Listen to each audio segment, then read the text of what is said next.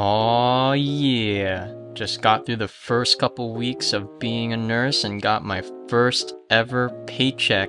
Dear God, I haven't really had this much money before. I don't even know what to do or where to start. What do I spend it on first? There's so many people counting on me, so much bills I gotta pay. I haven't even invested yet, like ever. I don't know what I'm supposed to do. Wait a minute. There's one thing I need to do first. Hey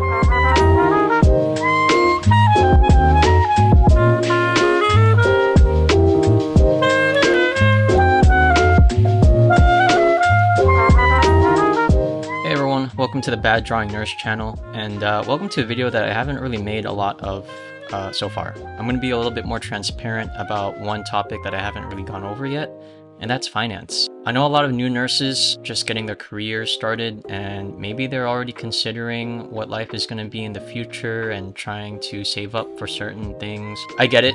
I was there. I currently am still there. How I spent that first paycheck, I pretty much continued to live life as I did, but probably in a more lavish manner.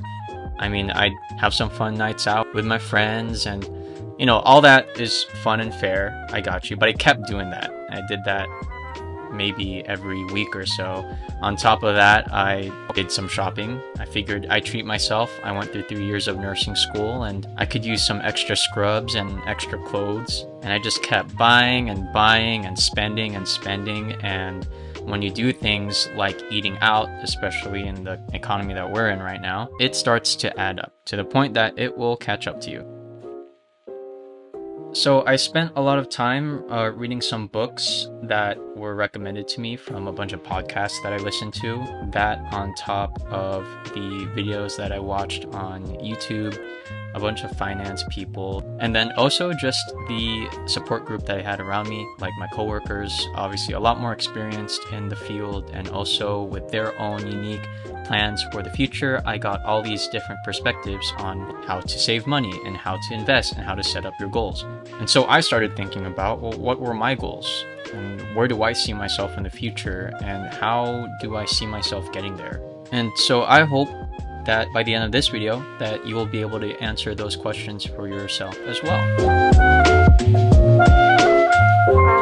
So to start things off, here is what I do when I first get my paycheck. So even before I get what I'm paid out for, I actually contribute about 18% of my gross income to my retirement plan.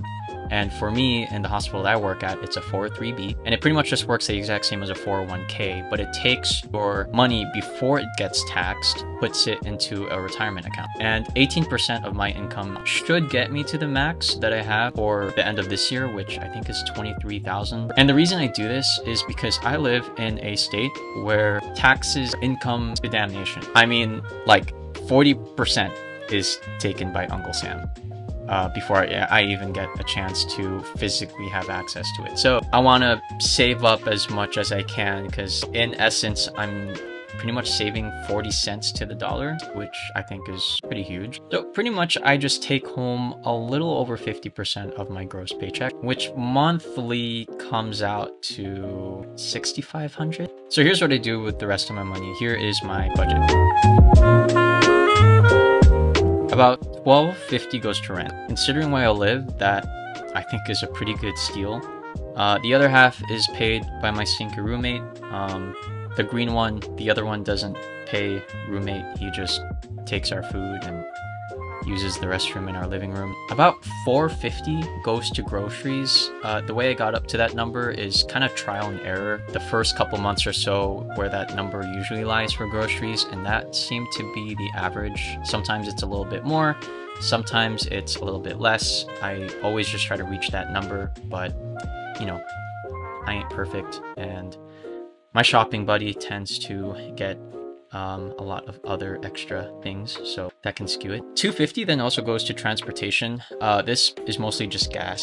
Whatever I don't use for gas that month, I tend to allocate towards that potential expense, so I save it up, and just in case I have some sort of car emergency service or whatever. The other $250 goes to utilities, so really that's just electricity. So really right now that's just electricity, Wi-Fi, and laundry.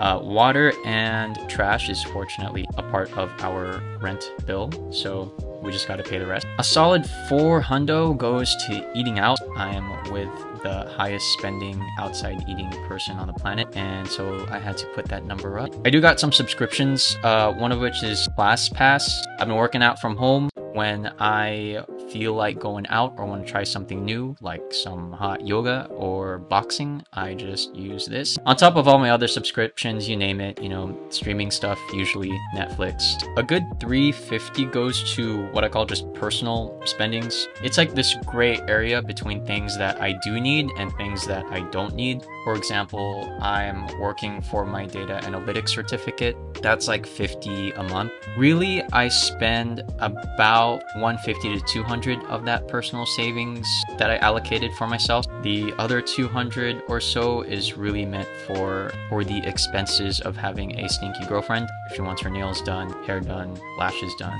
you name it. And so I'm left with pretty much 50% of my take-home amount. I guess if I did my math semi-correctly, it's about a quarter of my gross income, and that is what I put into my savings and investments.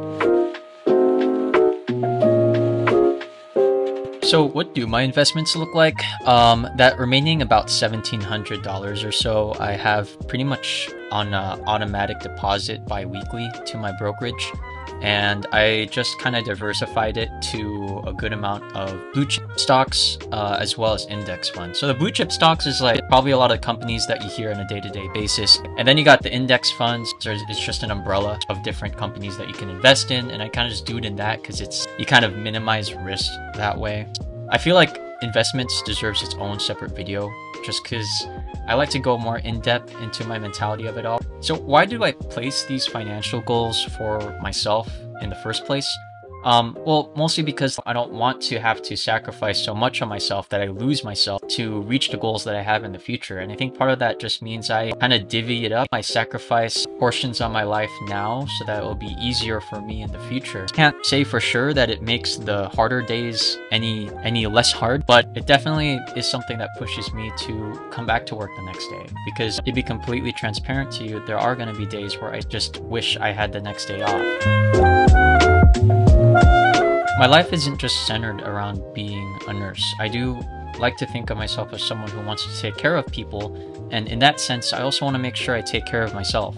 I want to make sure I give myself the opportunity and time to enjoy the things that I love doing even before I started working as a nurse. I like to experience the world around me as much as I can, but I also want to make sure I give time to the people around me that I really care about, my family, my friends, giving more time to them as, you know, life gets busy and there might not be that time easily accessible in the future for any of us. I have the family that I'm taking care of now. Of course, I want to help as much as I can now and start planning for the future.